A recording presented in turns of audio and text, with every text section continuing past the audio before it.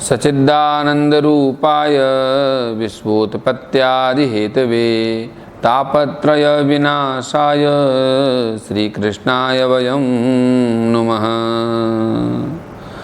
आत्मा त्वं गिरिजामतिसहचरा प्राणा शरीरं गृह पूजाते विषयोपभोगरचना निद्रा समाधिस्तति संचारः पदयो प्रदक्षिणविधि स्तोत्राणि सर्वा गिरो यद्यत् कर्म करोमि तत्तदखिलं शम्भो तवाराधनं शम्भो तवाराधनं।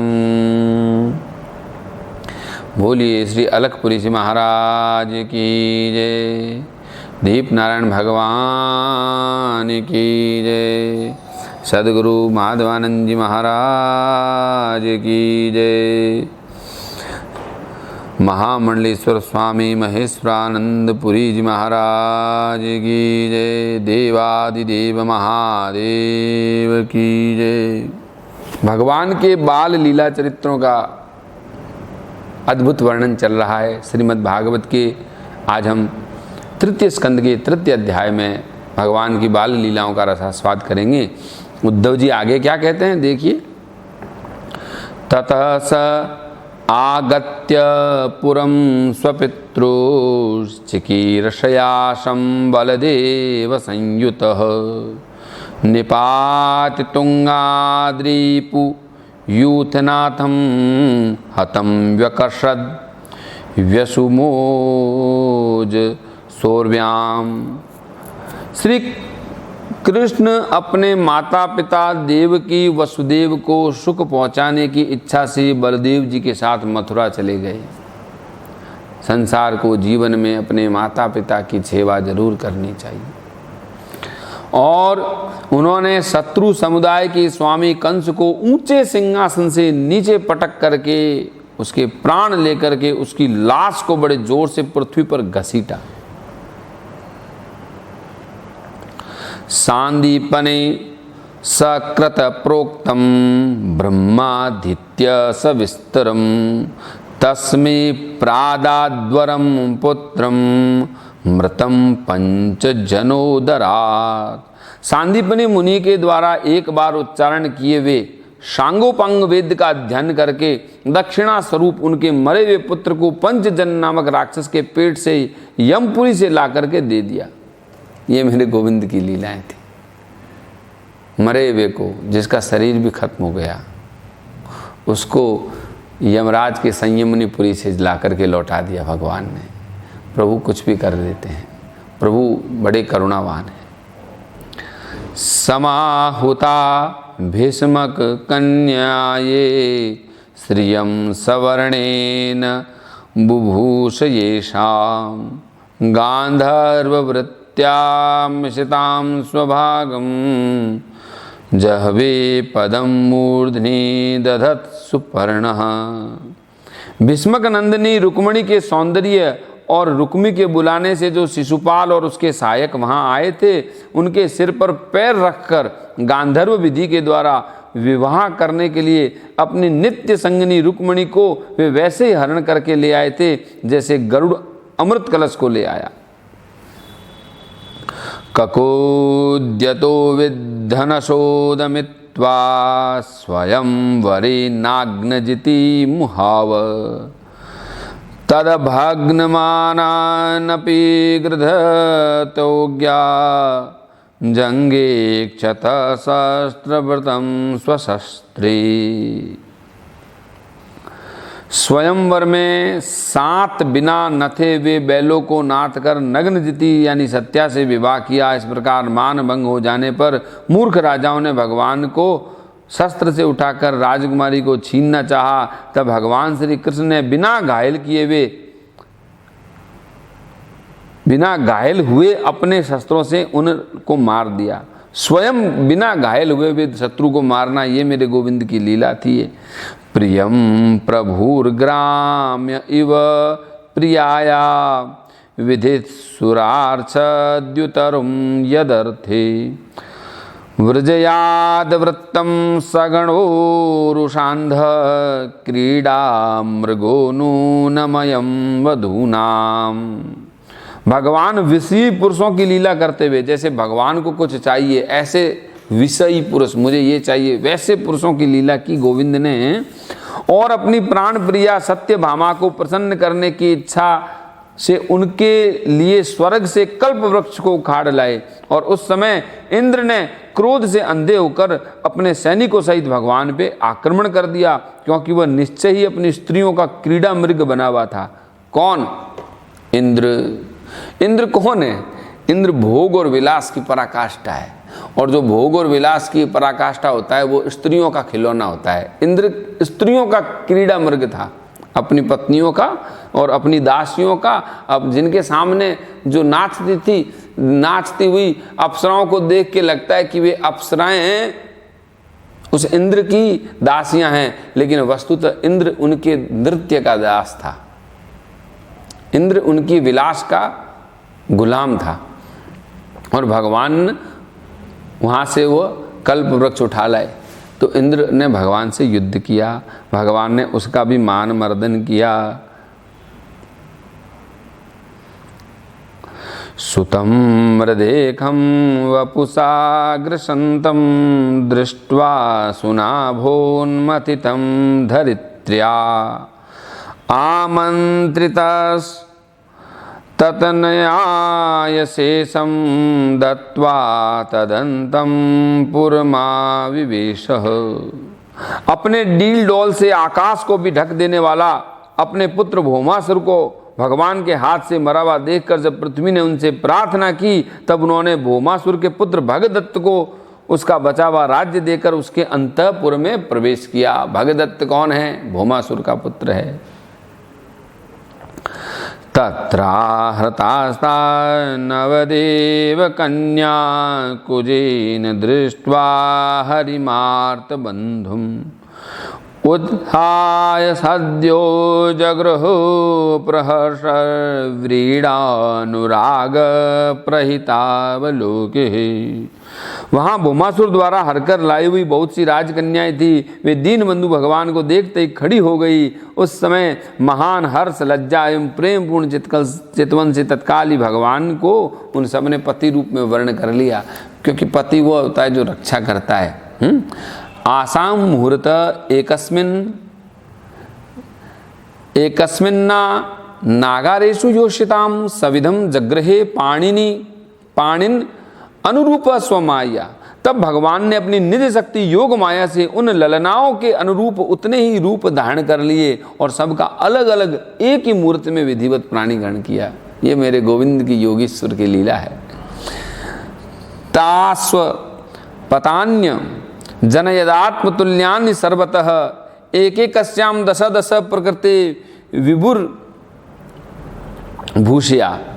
अपनी लीला का विस्तार करने के लिए उन्होंने प्रत्येक उन कन्याओं से 10-10 बच्चे उत्पन्न किए। काल, मागध, साल्वादी, ननीके, रुंधथपुरम, अजीघनत स्वयं दिव्यम स्वपुंसा तेज आदिशत। जब काल, यवन, जरासंध और साल्व आदि ने अपनी अपनी सेनाओं से मथुरा और द्वारकापुरी को घेरा था, तब भगवान ने निज जनों को अपनी अलौकिक शक्ति देकर के उन्हें स्वयं मरवाया था।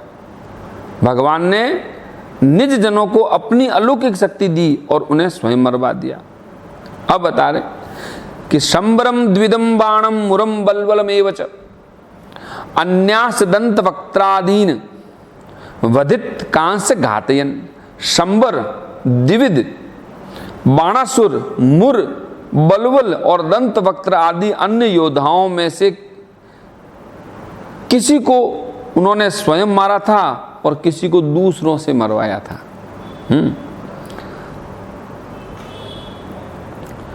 भगवान के जो लोग थे उनको भगवान ने शक्ति दी और इन असुरों को मरवाया। निज जनों को अपनी शक्ति दी कि जा उससे मार के आ जा। भगवान के लोगों में वो शक्ति नहीं थी, लेकिन भगवान साथ में थे तो अपनी शक्ति को भगवान ने उनको दिया और उनसे मरवाया। आज भी किसी भी कई बार भगवान अभी तो प्रकट नहीं होते सशरीर, तो जब उनको अच्छा काम करना होता है तो वो अपने आत्मीय को, अपने पार्षद को, अपने भक्त को अपनी शक्ति दे देते हैं और दूसरे भक्त का कल्याण करवा देते हैं, किसी को दंड भी दे देते हैं भगवान ही। अथम चे भातृपुत्राणाम पक्षियों पतितान नृपान प्रचाल च भू कुरुक्षेत्रम येषा माँ पतताम बलि। इसके बाद उन्होंने अपने भाई धृतराष्ट्र और पांडु के पुत्रों का पक्ष लेकर आए हुए राजाओं का भी संहार किया, जिनके सेना सहित कुरुक्षेत्र में पहुंचने पर पृथ्वी डगमगाने लगती थी। सकर्ण दुस्साहसन सौबलानाम कुमंत्र पाकेन हत श्रियायुषम सुयोधनम सानुचरम सयानम भग्नोरुमुर्व्याननंद पश्यन्। कर्ण, दुशासन और शकुनी की खोटी सलाह से जिसकी आयु और श्री दोनों नष्ट हो गई थी तथा भीमसेन की गदा से जिसकी जांग टूट गई थी, उस दुर्योधन को अपने साथियों के सहित पृथ्वी पर पड़ा देख करके भी उन्हें प्रसन्नता न हुई। भगवान को खुश नहीं मिली कि दुर्योधन ऐसे पड़ा है। भगवान इस बात से खुश नहीं हुए। वे सोचने लगे कि यदि द्रोण, भीष्म, अर्जुन और भीमसेन के द्वारा इस 18 अक्षौहिणी सेना का विपुल संहार हो भी गया तो इससे भी पृथ्वी का कितना भार हल्का हुआ। अभी तो मेरे अंश रूप प्रद्युम्न आदि के बल से बढ़े हुए यादवों को दूसरा दल बना हुआ है। दुर्योधन को उधर मरा देख के भगवान सोचने लगे काम अभी तमाम नहीं हुआ, ये मेरे वालों को कौन निपटाएगा। दुर्योधन को ऐसे मरा हुआ देख करके, मरना सन्न देख करके भगवान ने ये नहीं सोचा कि अपना काम पूरा हो गया। बोले अभी तो जो मेरे से उत्पन्न हुए हैं, ये जो यदुवंश है, इनको भी ठिकाने लगाना है। जैसे कांटे से कांटा निकालते हैं, लेकिन वो कांटा जो जिससे दूसरा कांटा निकाला, बोले इसका भी तो काम करूं मैं, तभी तो भगवान ने क्या किया, कियान भूयो यम छपितो रुभारो यद्रोण भीष्मार्जुन भीम मूले अष्टादशा अक्षोहिणिको मदंसे रास्ते बलम दुर्विषम यदूनाम मिथो यदेशाम भविता विवादो मध्वाम दाताम्रविलोचनानाम नेशां वधोपायया नतोन्यो मद्युद्यते अंतर्दते स्वयं सम। जब वे मधुपान से मतवाले हो उस लाल लाल आंखें करके आपस में लड़ते थे। कौन? ये भगवान के यदुवंशी। तभी इनका नाश होगा और इसके सिवा कोई उपाय नहीं है। असल में मेरे संकल्प करने पर ये स्वयं में अंतर्धान हो जाएंगे। भगवान ने कहा कि मैं ही संकल्प करूंगा, ये सब जहाँ से आए हैं वापस चले जाएंगे। और कैसे लड़ेंगे? जब मधु पिएंगे, मधुपान करेंगे और आंखें लाल लाल करके आपस में लड़ेंगे ये भगवान। और बोले ये कैसे होगा? बोले इसका संकल्प मुझे ही करना पड़ेगा, मैं सोचूंगा और सोच से ये हो जाएगा। तब इति संचित्य, ऐसा बोल करके, ऐसा सोच के भगवान स्वराज्य स्थाप्य धर्मजम नंदियामास सुहृद साधुनाम वर्तम दर्शयन। ऐसा सोचकर भगवान ने युधिष्ठिर को अपनी पैतृक राजगद्दी पे बैठाया और सभी सगे संबंधियों को सत्पुरुषों का मार्ग दिखा करके आनंदित भी किया। उत्तरायाम धृतम पुरोर्वर्षम साध्वभि मन्युना सवे द्रोण्यस्त्रस्य संचिन्न पुनर्भगवता धृतः। क्या किया भगवान ने? उत्तरा के उदर में जो अभिमन्यु ने पुरुवंश का बीज स्थापित किया था, वह भी अश्वत्थामा के ब्रह्मास्त्र से नष्ट हो गया था, लेकिन भगवान ने उस गर्भ में गिरे हुए बालक को बचाया है। बोली द्वारिकाधीश भगवान की जय। अया जयद्धर्म श्रुतमस्वेत धेस्त्रिभिर्विभुः सोऽपि क्षमा मनुते रक्षण रेमे कृष्ण मनुव्रत। उन्होंने धर्मराज युधिष्ठिर से 3 अश्वमेघ यज्ञ करवाए और वे भी श्री कृष्ण के अनुगामी होकर अपने छोटे भाइयों की सहायता से पृथ्वी की रक्षा करते हुए बड़े आनंद से रहने लगे थे। भगवान अभी विश्वात्मा लोक वेद पथानुगः कामान सेवे द्वारवत्यामशक्त सांख्यमास्थितः। भगवान ने द्वारकापुरी में रहकर लोक और वेद की मर्यादा का पालन करते हुए सब प्रकार के भोग भोगे, किंतु सांख्य योग की स्थापना करने के लिए उनमें कभी आसक्त नहीं हुए, क्योंकि उनको सांख्य योग की स्थापना भी करनी थी तो वे अनासक्त रहे। ये अनासक्त भाव सांख्य योग देता है। इमं लोकममुं चेव रमयन् सुतरां यदुन् रेमे क्षणवदया दक्ष दत्त क्षण स्त्री क्षण सौहृद।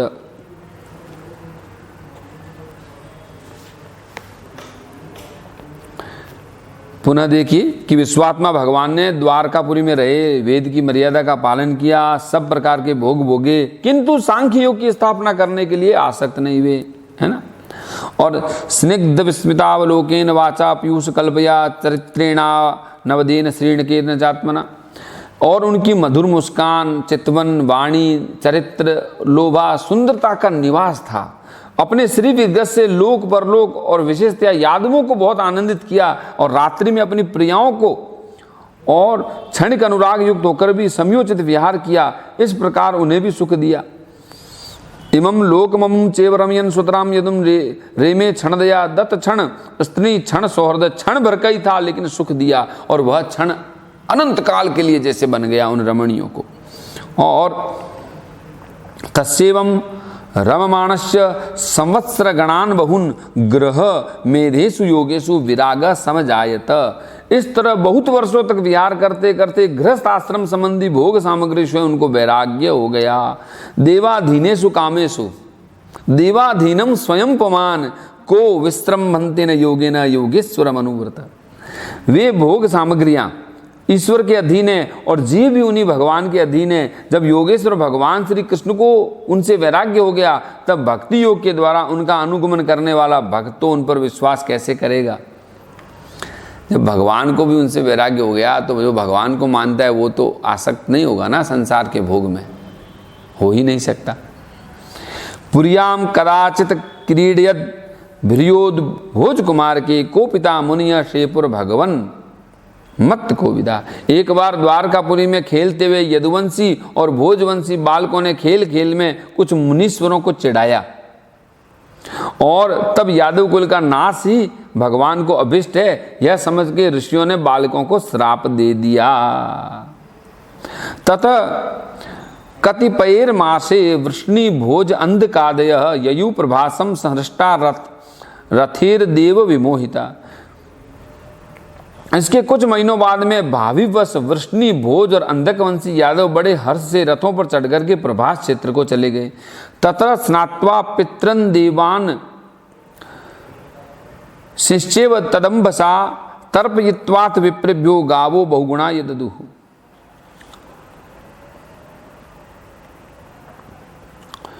इसके बाद वहाँ जाकर के उन्होंने स्नान किया, तीर्थ के जल से पितर देवता ऋषियों को तर्पण किया, ब्राह्मणों को श्रेष्ठ गायें दी। हिरण्य रजतम सय्या वासस्या जिन कंबलान यानम रथा निभान कन्याम धरा व्रत करीर मपी। उन्होंने सोना चांदी सैया वस्त्र मृगश्रम कंबल पाल की रथ हाथी कन्याएं ऐसी भूमि जिससे जीविका चल सके और नाना प्रकार के सरस अन्न आदि भी ब्राह्मणों को दिया। अन्न चौरुषम तिभ्यो दत्वा भगवद अर्पणम गौ विप्रार्था अस्व सूरा प्रणेमुर भुवि मूर्धमि। और वे भगवद अर्पण ब्राह्मणों को बहुत सारा दिया और गाय ब्राह्मण को गौ और ब्राह्मण के लिए तो भगवान ने प्राण धारण किया था। उन वीरों ने पृथ्वी पर सिर टेक करके समस्त ब्राह्मणों को गौ को प्रणाम किया, प्रभास क्षेत्र में गए।